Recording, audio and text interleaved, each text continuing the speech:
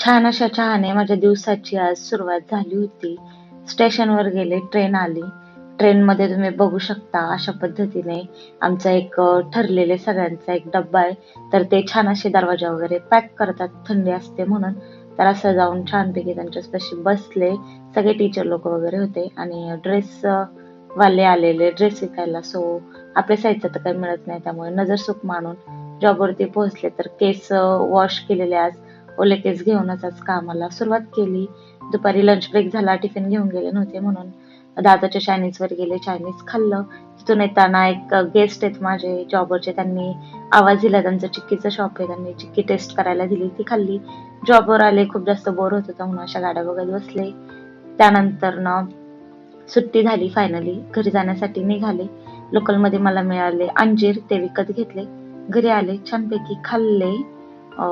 Fruit खाल्लेले कधी चांगले असतात म्हणून, जे की मी कधी कधी खाते.